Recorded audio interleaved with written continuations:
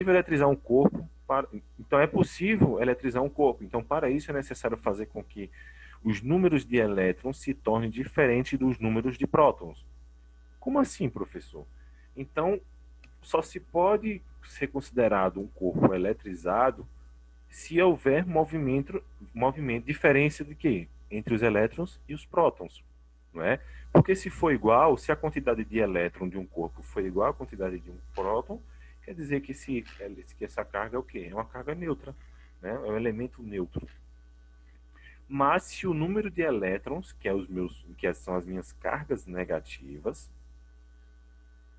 se meus números de elétron, que é a minha carga negativa, for maior do que as de prótons, que são de carga positiva, o corpo estará negativamente eletrizado. Se a quantidade de próton for maior do que a de nêutron, ou se a quantidade de próton for maior do que a de elétrons, que são os negativos, o meu corpo está eletrizado positivamente. Beleza? Então o corpo pode ser eletrizado negativamente e positivamente. Tranquilo? Então vamos passar um pouco mais à frente.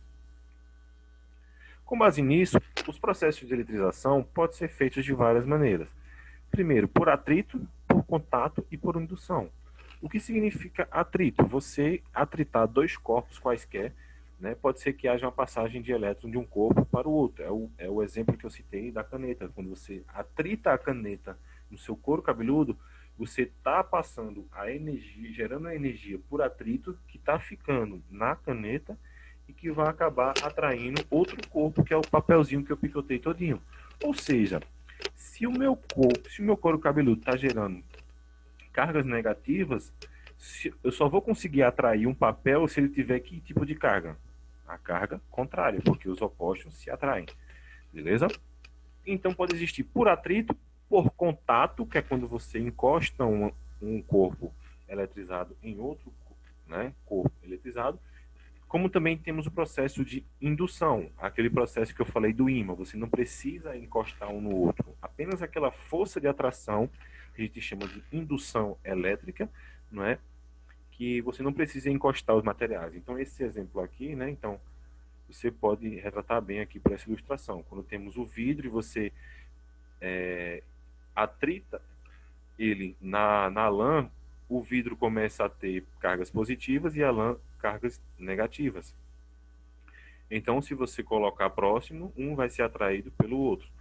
Por contato, você aqui está encostando o material, então eu tenho uma quantidade de elétrons. Então, perceba o que está acontecendo aqui nessa imagem. Eu tenho uma grande quantidade de elétrons aqui na minha carga, e os meus elétrons, a partir do contato, o que aconteceu com essa quantidade de elétron aqui desse outro lado, depois da reação? O que aconteceu? Esses meus elétrons de B passou para os meus elétrons de A. Então, a quantidade de elétrons teve que ficar igual.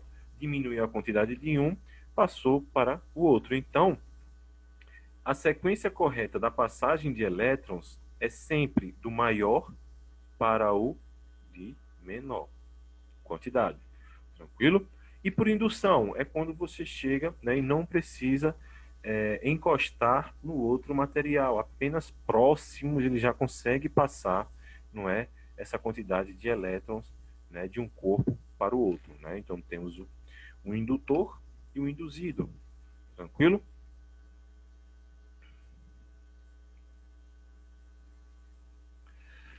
Então, com base nisso, nós chegamos numa parte do estudo da eletricidade que chamamos de eletrodinâmica.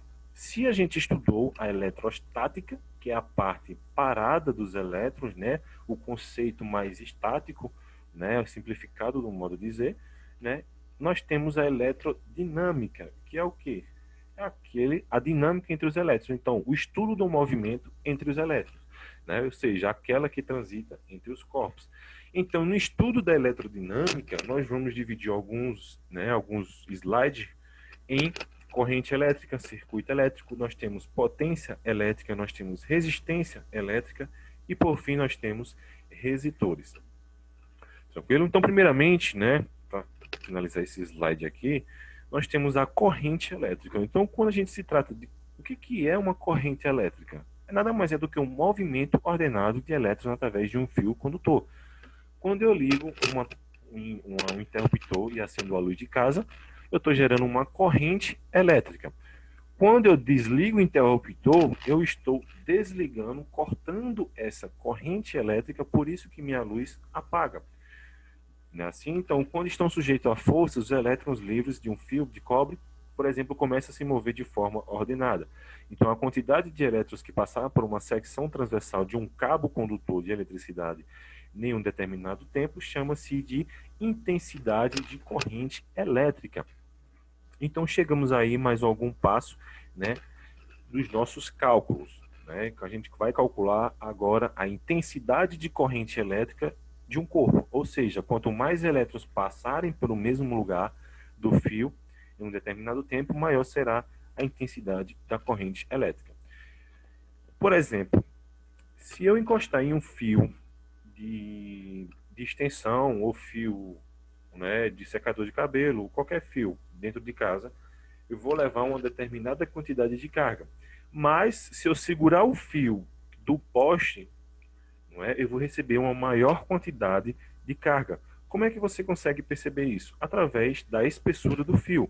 Ou seja, quanto mais largo for o fio, né, eu falo esses fios de energia mesmo, quanto mais largo for o fio, mais potencial elétrico, mais tensão, mais elétrons conseguirá passar por aquele fio, então mais quantidade de energia será a passagem ali. Ou seja, então, se eu segurar num fio de alta tensão, não é, eu vou levar uma maior quantidade de volts de choque, não é? Então é basicamente isso quando estou me referindo à passagem de elétron. Então é basicamente isso. A eletricidade é o movimento de elétrons dentro, não é, de de uma corrente, né, de um condutor elétrico. No caso, o condutor elétrico aí está sendo os fios de cobre.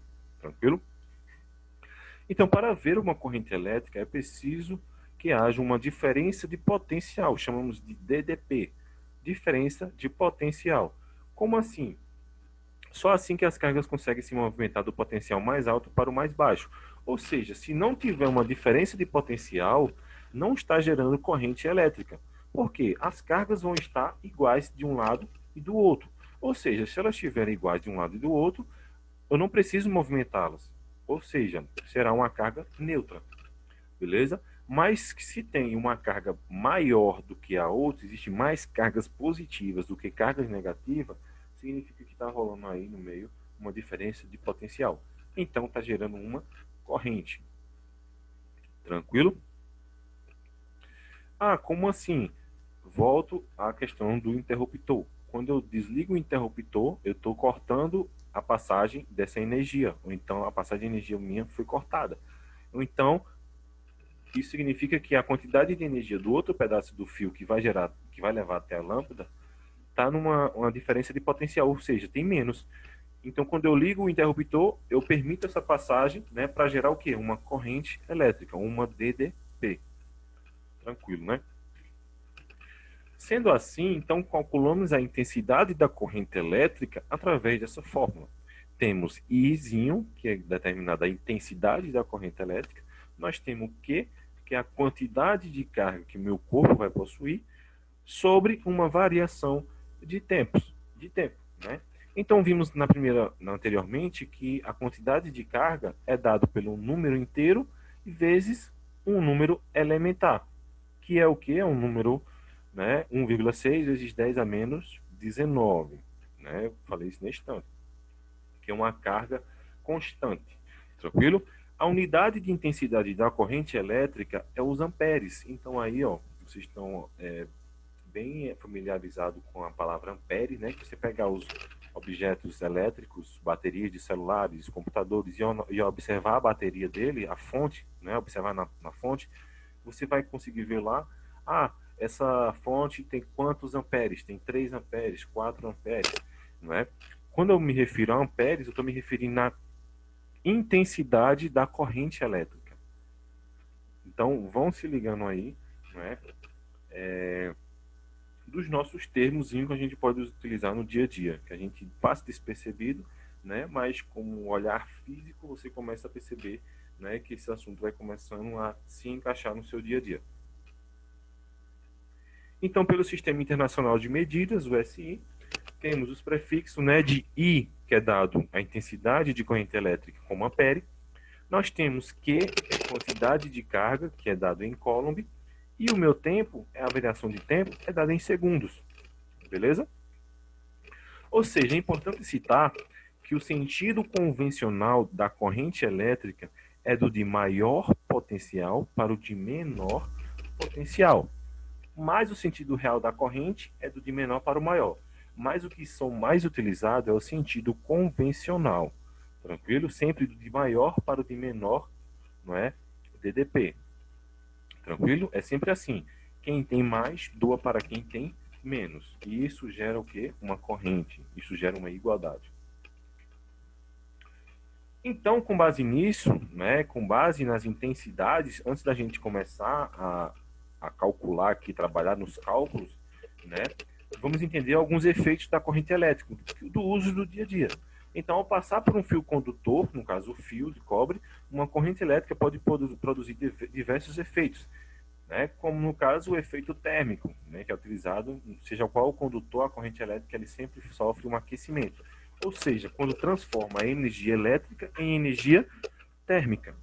No caso de aquecedores, no caso de o ferro de passar, no caso dos chuveiros elétricos, não é? Eu posso citar aqui o exemplo, não é, de um chuveiro elétrico. Quem sabe o que é um resistor ou uma resistência de um chuveiro elétrico? Eu acho que você já ouviu falar disso.